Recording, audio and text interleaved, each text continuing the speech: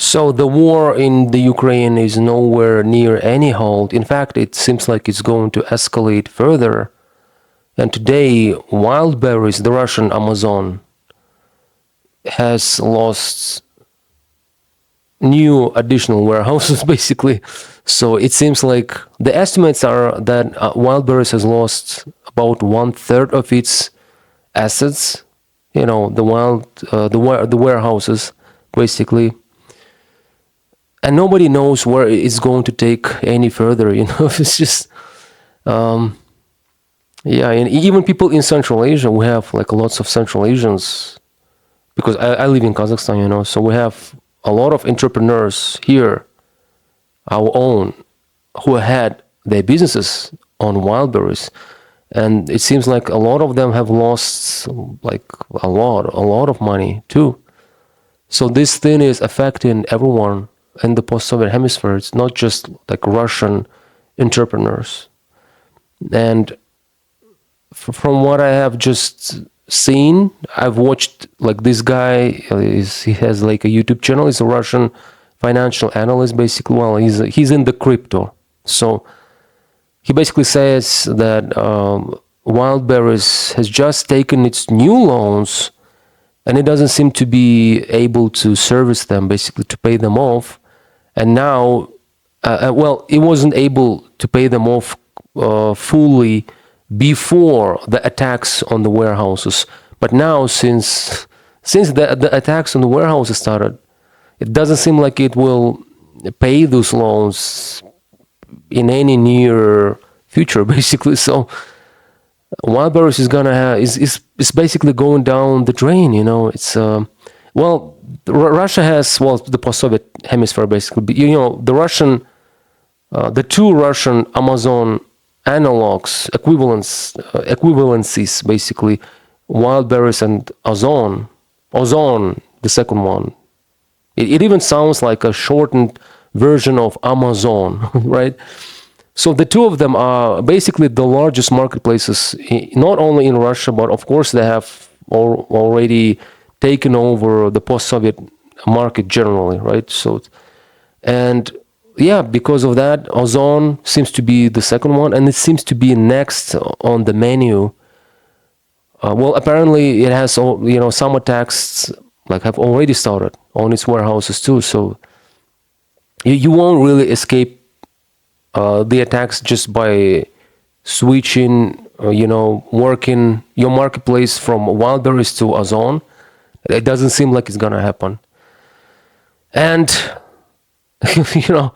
there's people who just keep sort of the entrepreneurs, even the ones who earned like millions, apparently, allegedly, they've earned like millions of dollars on the marketplace, on the Wildberries.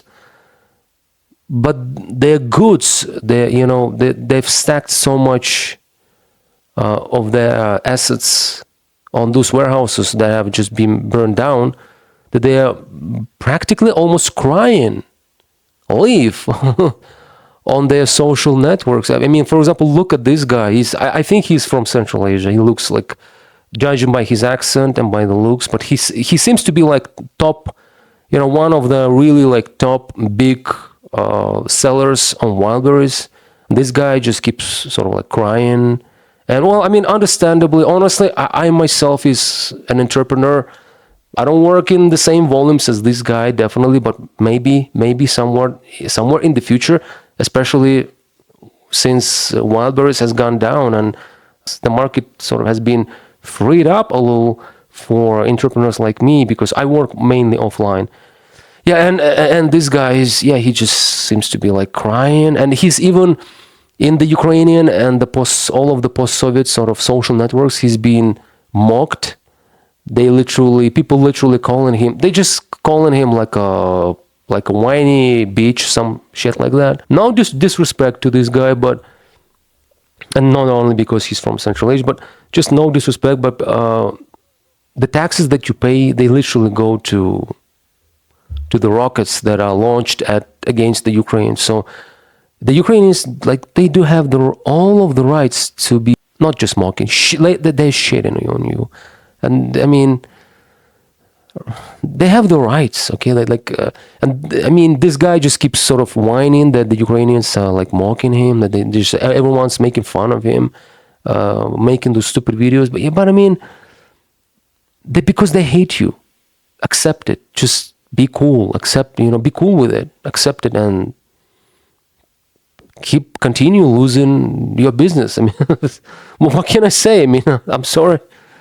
So it's yeah, and I mean, Wildberries boss and the main owner, this Korean lady. Well, I mean, she's Russian, but she's an ethnic Korean because in the post-Soviet hemisphere, Koreans and the Chinese are minorities, and they are moral minorities as well. Pretty much like everywhere, they're just really good. Okay, I mean, I work with Koreans. I have a lot of Korean like buddies and business partners here, and I live in Kazakhstan in Almaty, and yeah, I mean, they're really good. They're just good at whatever they do. Okay, so not only in the U.S. and Canada and Australia, they are a model minority here in Central Asia and Russia as well. And this lady, this Wildberries owner, by the way, she is the richest woman in Russia. Well, because she's the richest in Russia, then I haven't checked it, but I'm pretty confident it applies to entire post-Soviet hemisphere.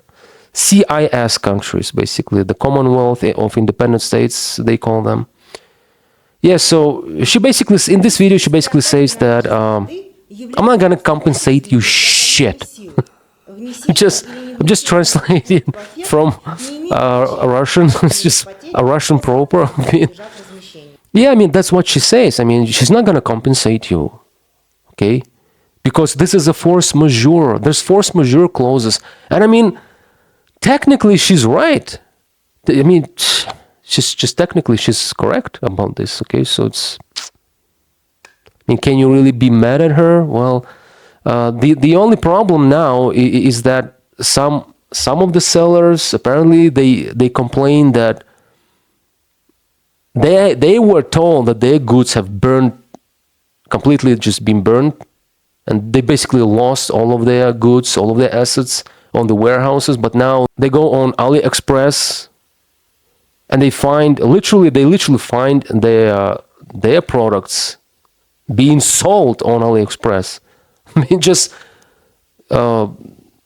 take a look at these videos. Отмечают российские предприниматели. Вот так обратил внимание на сотни роликов продавцов в соцсетях, в которых те жалуются, что карточки их товаров на Wildberries вдруг без их ведома появились на сайте китайского маркетплейса AliExpress.